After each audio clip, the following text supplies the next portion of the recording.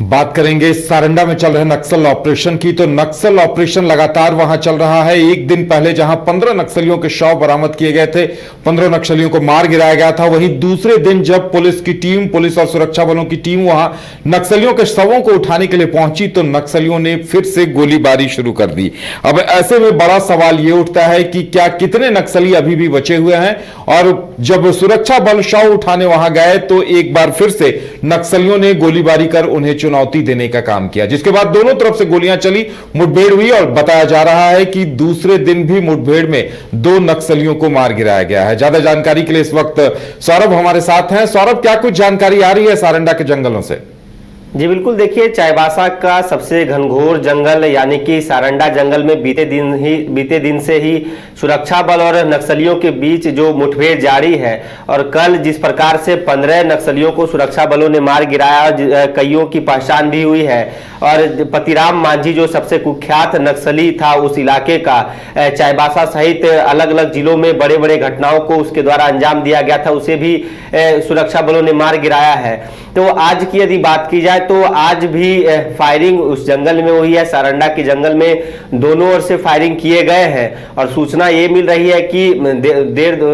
रात तक ये अभियान लगातार चलाए जा सकते हैं, और चारों तरफ से तमाम नक्सलियों को सुरक्षा बलों ने घेर लिया है, और 2 नक्सली मारे गए हैं। इसकी अभी सूचना मिल रही है कि 1 नक्सली तो मारे गए थे, यानी कि 16 नक्सली हो गए थे, लेकिन फिलहाल अभी की बात की जाए तो एक और नक्सली और महिला नक्सली मारे जाने की सूचना मिल रही है। तो 2 नक्सली हो गए, यानी कि कुल मिला के 17 नक्सलियों का खात्मा अभी तक कल से लेकर आज तक सुरक्षा बलों ने कर दिया, जिसमें सीआरपीएफ और झारखंड पुलिस के जवानों का अहम योगदान रहा है। और यह भी सूचना मिल रही है कि उसी जंगल में जहां पे सुरक्षा बलों ने डेरा डाल रखा है, जहां पर घेर रखे हैं, मिसिर बेसरा जो कुख्यात नक्सली है, मिसिर बेसरा को भी घेर लिया गया है। फिलहाल इस बात की पुष्टि नहीं हुई है कि किस प्रकार से उन्हें घेरा गया है, क्या उनके ऊपर भी फायरिंग किए गए हैं, लेकिन सूचना यही मिल रही है कि मिसिर बेसरा को भी चारों तरफ से सुरक्षा बलों ने घेर लिया है। तमाम जो एंट्री और एग्जिट पॉइंट बनाए गए हैं नक्सलियों के द्वारा, उनका जो कैंप है उसे घेर लिया गया है। देखना यही होगा कि पतिराम मांझी के बाद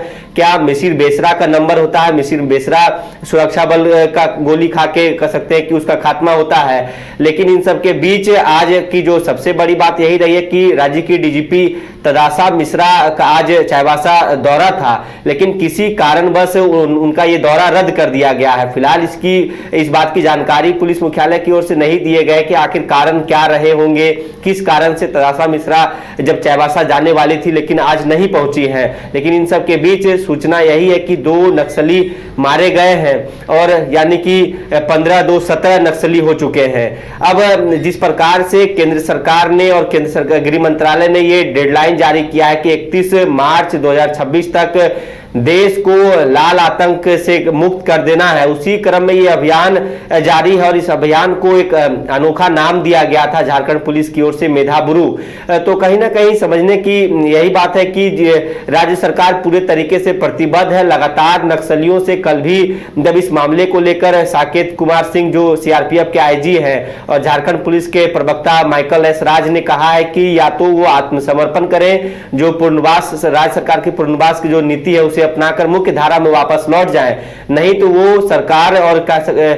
पुलिस की गोलियां खाने को तैयार रहें। 2 दिनों का समय बीत चुका है, आज भी सुरक्षा बलों को बड़ी सफलता मिली है कि 2 नक्सलियों को मार गिराया गया है, और लग तो रहा है कि ये अभियान निरंतर अभी जारी रहेंगे। और खासकर सारंडा जंगल में इस प्रकार से ये आदेश भी दिए गए सरकार की ओर से कि सारंडा जंगल को पूरे तरीके से नक्सल मुक्त बनाया जाना है। जी बिल्कुल सौरभ, लेकिन देखिए ये भी एक बड़ी बात है कि 15 नक्सली मार गिराए जाते हैं, और इस परिस्थिति में भी नक्सली एक बार फिर चुनौती देने का काम करते हैं। पुलिस की टीम या सुरक्षा बलों की टीम जब शव उठाने जाती है तो एक बार फिर नक्सली गोलीबारी करते हैं, हालांकि इसका अंजाम भी उन्हें भुगतना पड़ा है।